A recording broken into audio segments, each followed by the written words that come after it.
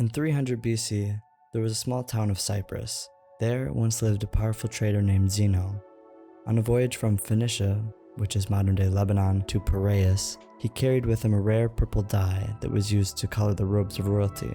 Tragically, on this trek, Zeno's ship sank, and with it, all of his earthly possessions, wealth, and social status. An event that was entirely out of his and everyone else's hands. Unlike most people, Zeno did not become hateful and full of misery. Instead, Zeno used what had happened to him to found the school of Stoicism. Using everything the shipwreck and previous life experiences had taught him, he found that we can very rarely control what happens to us, but we can control our reaction to it. And thus, this new form of viewing, describing, and understanding life was born. These philosophers believed that their teachings could benefit anyone who wanted to learn.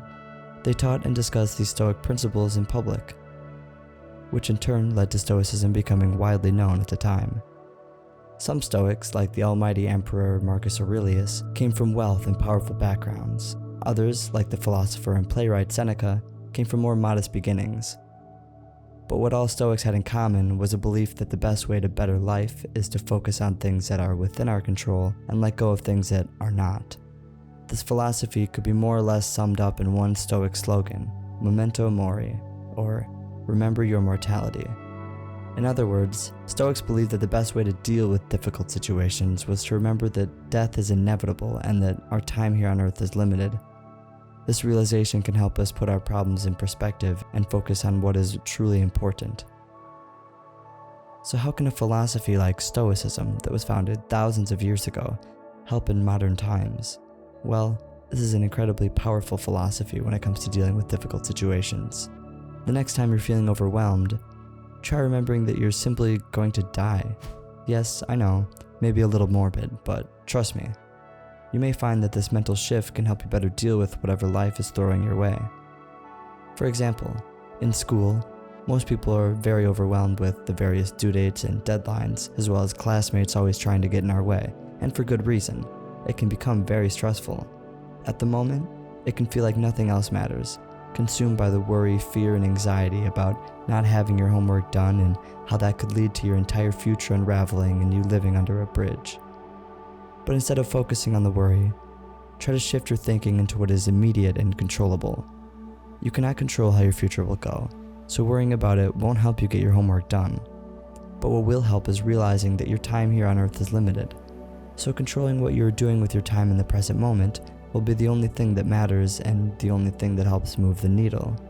This example comes nowhere near the hardship that Zeno faced as he was shipwrecked, losing everything, or the challenging life of Epictetus, whose name quite literally translates to acquired, as he was born into slavery. But if both of these people were able to find the light in the dark and make a better life for themselves, then you definitely can too. Let me ask you the question. Out of all things in your life right now that could go wrong, how many do you think will?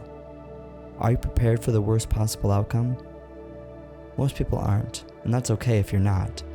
But the Stoics realize that we don't get sad or upset because bad things happen to us. We only get that way because unexpected bad things happen. For example, some things are just unavoidable, like getting a flat tire while driving down the highway. But if you can learn to be grateful and accept everything in your life as a lesson or opportunity to make you better, or as the Stoics say, amor fati, you'll become unbreakable. The Stoics also believed in using reason and logic to make decisions, rather than being swayed by our emotions. This approach can help us avoid making rash decisions that we later might regret. It's a common misconception that the Stoics are cold and heartless beings. Actually, they can be far from it.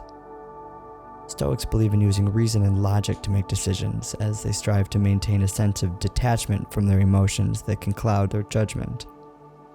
This doesn't mean the Stoics don't feel things. They just don't allow their emotions to dictate their actions and choices. Stoics focus on what is in their control and accept what is out of their control.